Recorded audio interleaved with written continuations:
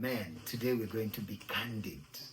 It is our third episode and we're feeling good with the Say You Say. I didn't know that I am not the only man who is willing to talk and discuss things. You know, I was quiet for a long time because that's how we've been taught. Bottle it up, be a man. Are you not a man? Stand your ground. And this platform is just to let you say your say, you know? So today, being candid, we're going to talk about, I said I'm Dr. D. D standing for dad. No. Get your minds out of the gutter. Dad. D is for dad. And so Dr. D today wants to talk about I want to be a mom, I want to be a dad. But who controls that? Whether I like it or not, it's the mother of my kids. Whether you like it or not, it's the mother of your kids. They may decide what quality of a dad you're going to be, whether we like it or not. So, I'm going to talk about toxic mothers. I know. We're getting warmed up before the end of the year. It's winter.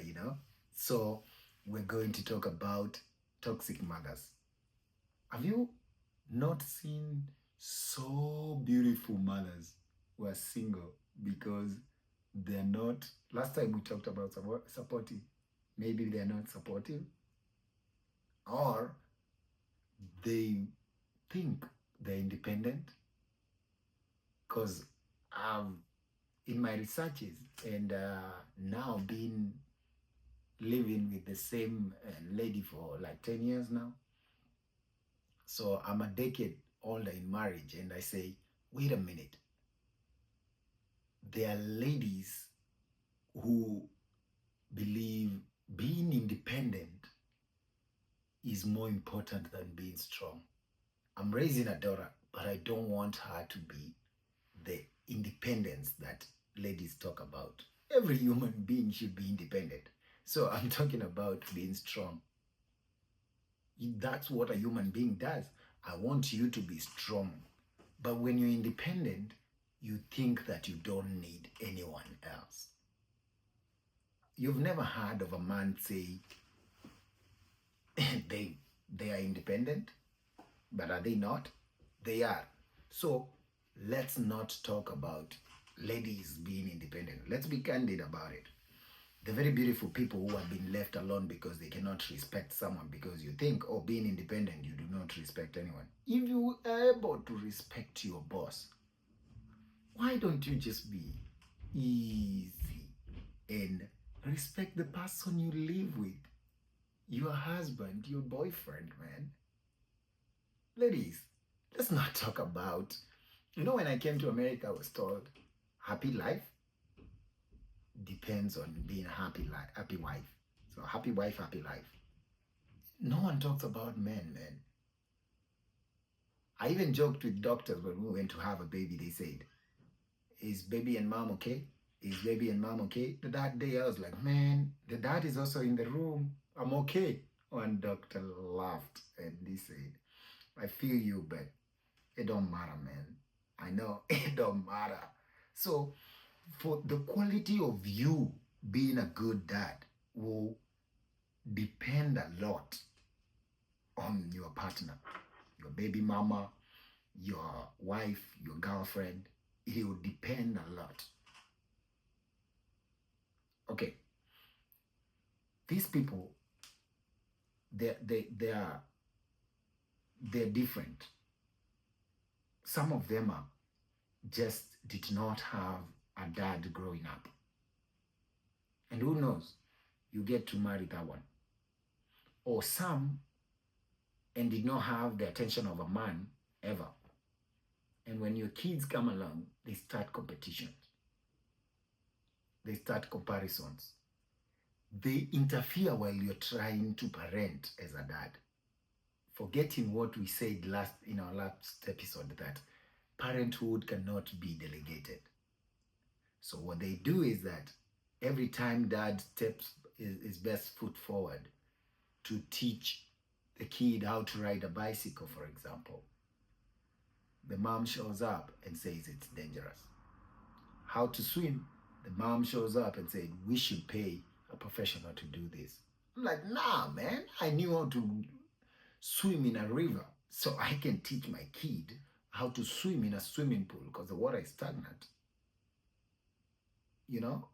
But my wife is there, or my girlfriend is there saying, no, we need to hire this. No, what you're doing as a lady, you're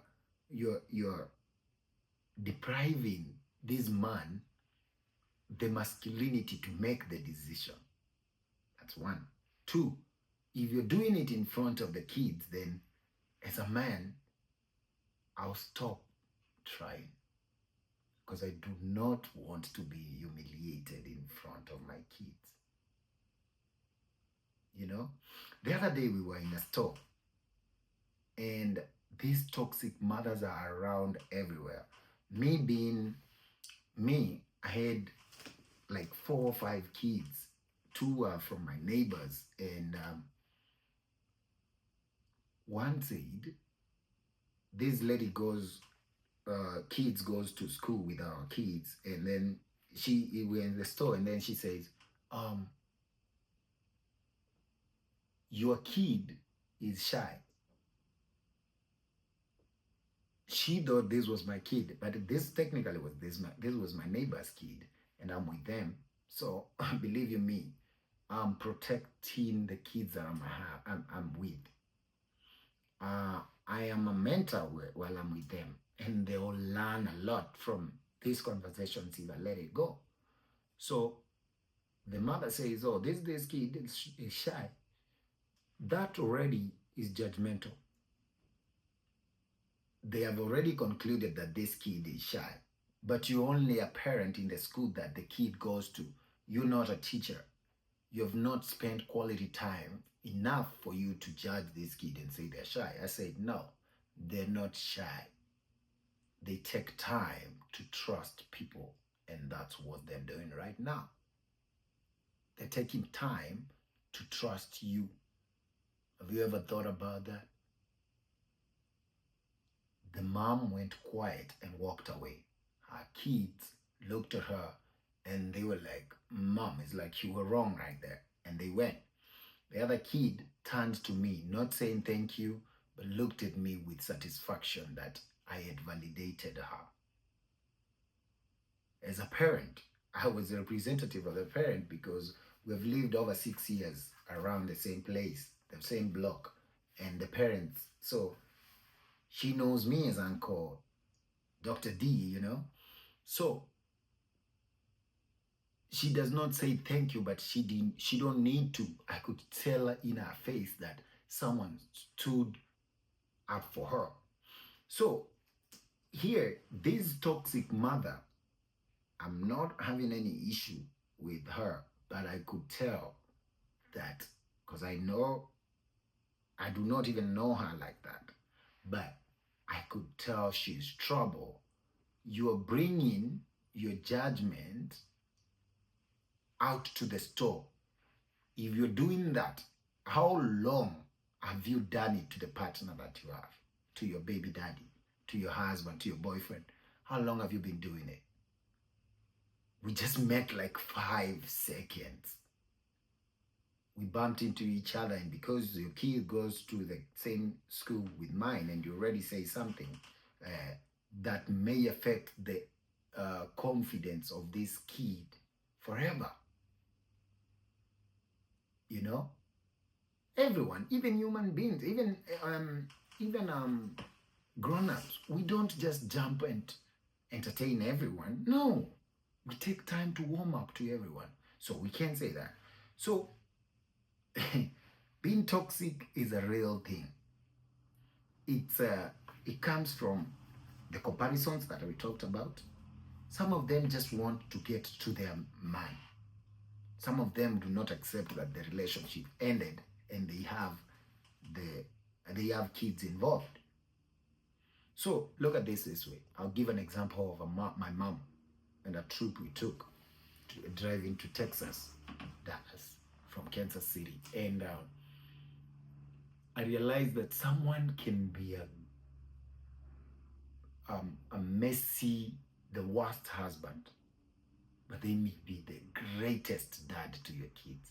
So are you going to take away the greatness of them being a dad from your kids because they are the worst husband? No, man, let that slide. That negativity, take it away. So in the drive, mind you, my dad has been passed on, has been dead. He passed on next month. Is gonna be 12 years.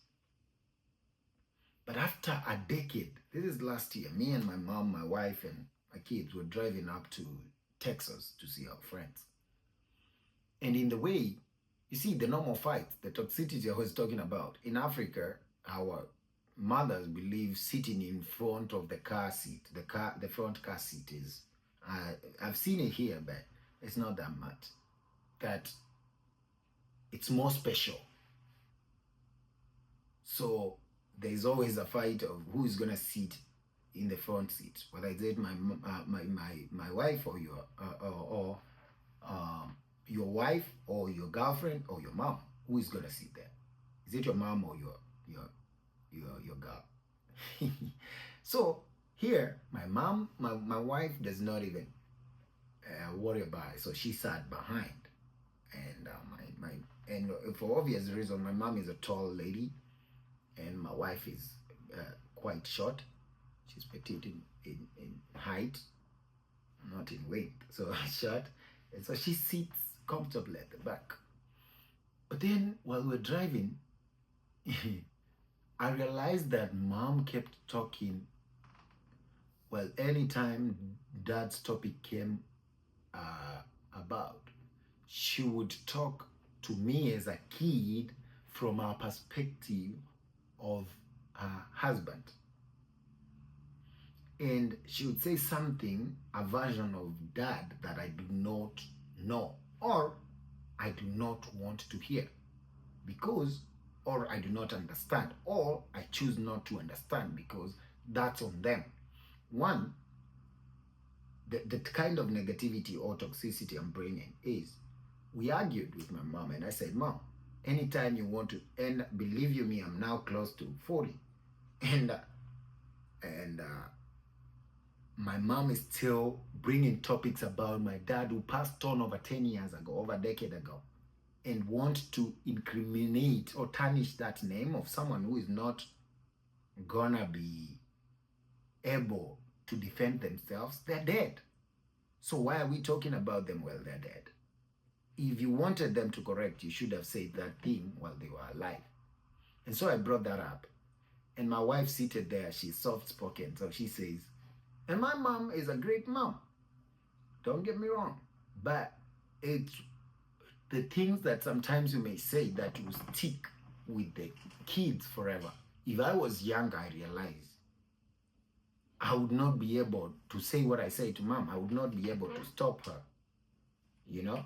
So my wife says, Mom, what you're saying is right, but it's from a perspective of a wife. Because my husband is listening from a perspective of a son. It's high time mothers let us dads be dads. Just that, let us be dads. If your wife, your girlfriend, your baby mama is not doing that, it's high time you talk to them, sit them down, talk to them. You see, this book is called The Book of Joy. It's written by some of the greatest men ever lived to grace this universe. It's called the Dalai Lama. His Holiness, the Dalai Lama, is in, I think he still now lives in America. I pray that I'll meet him one day. He's a monk, I think born in China, was in exile in India, or the other way around, and now he's in here in the US as an exile. So Desmond Tutu went to visit him in Reverend Archbishop, not Reverend, Archbishop Desmond Tutu went to visit him in India while he was in exile, and then they called Douglas Abrahams to record their talks, and they wrote with this. They came up with this beautiful book about joy. They say we are born with some part of joy that is within us, and this joy is deducted slowly as we live by the experiences we have in life, the people we live with, the people we interact with, the people, so the fights we get into, the arguments, the experiences, the traumatic. So everyone, let's say, is born with a percentage of 50% or 100% joy. They were joyous when they were born. But then the experience of birth itself is traumatic. So percentage reduced, let's say 5, 10% reduce that you're gloomy a little bit because it's this. Guess what? You're gonna die faster if your baby mama is toxic. They're going to reduce your joy that you were born with, because now you're grown up. It reduces faster with the things you love more. You love your kids as your dad, as their dad. But then your baby mama is toxic. They don't want you to see them when they want. They're going to reduce that joy. Dopamine would not be produced as much as it should be produced. You see, these things, the body is its own pharmacy, and it creates dopamine by just the thought of thinking that, wait a minute, I'm gonna run a marathon. I'm gonna go play a soccer game for 90 minutes. I'm gonna compete basketball game for fast 45 minutes. I'm gonna swim 10 miles every week. By just that, some dopamine is produced. I think it's dopamine, yeah. It's produced in your body, and it heals something, and you feel better, you feel happier. But imagine the opposite is done every day because you married a toxic person. You're reliving your trauma because your dad was absent, and now your wife is making you be absent as a dad. You are away,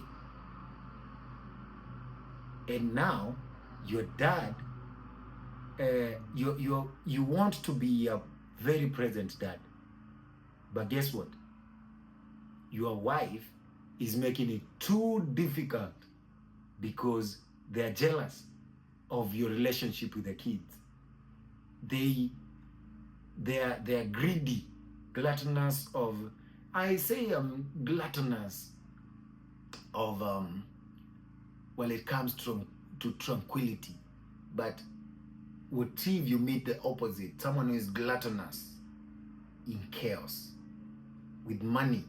If you're not bringing the honey, you're not getting any honey if you're not bringing in the money. So you're not going to see the kids, you're not going to if you're not bringing in the money. Imagine, just imagine that. It's something that we have to work on, So it's hard, but it's possible. Sit down your lady and talk to them, man. Say, I want to be a great dad. Please don't be in my way. I want to be the greatest father that my kids would ever have asked for. Please don't be in my way. Just let the kids talk to them and let them know that they can let the kids see you just as that, as their dad. you know, not as the husbands of their mother, because kids listen a lot to their mothers. There was this, when we're talking about money, I'll finish with this famous rapper. Most of you have heard this story. If you have not, then listen carefully and then I'll leave. They say, this guy said he got married 5 months into his marriage. He wanted to divorce. He realized that the wife was about to file a divorce on him. And so he was afraid of losing money from the wife. And so he decided, let me go hide this money with my mom. But when he was getting ready to go take all the money to his mom, so he may be using it there while it's not in his name, that he had got from rap music and recording and all that, he received a letter that his mom, his own mother, had sued him for about 10 M because he had mentioned the mom in his songs. And so he was confused. Talk about double toxicity with women. So men, you faced it. We are facing it today, tomorrow, yesterday, but it's how we're going to perceive it. What perception are we going to have moving forward, looking at the challenges that we face every day of being a dad and being the best versions of ourselves. This one here is symbolic. We want you as a man to love yourself. Say your say. Send us an email through our email, sayyoursay9@gmail.com. Tell us if there's a story that you want us to talk about. Tell us which town you are in, and we can come show up and interview you. Subscribe, like, share, comment below in our videos on our YouTube, our Instagram, and our Facebook, Say Your Say, and follow us in all social medias. It's called Say Your Say. It just feels so great that I'm even healing as a man. They say healed people heal people, hurt people hurt people. I'm also continuing to heal as I talk here every day, every week, as I meet up with you and talk about being a great dad and ways that can affect that, you know. So soon we'll be having interviews of people, how they grew up, how they're doing it, but majorly the first qualification will be dads. I know we'll maybe experience later bring kids who have gone through with dads, without, and partially with, those who get lost, and then those who come back later, you know. There are those who have been having their dads consistently. There are those who have not been having their dads, never had. Others who have had stepdads and never had their biological. Others had dads for a short period. Like my wife had dads for a short period. Then separation came in, and then they came back together. You know what I mean? So Say Your Say, subscribe, share, and let's talk about here as men. This year 2024, we have lined up beautiful stuff with you, for you. It's me, Dr. D, signing out. Love you, but most importantly, love yourself. Don't forget that. Love yourself.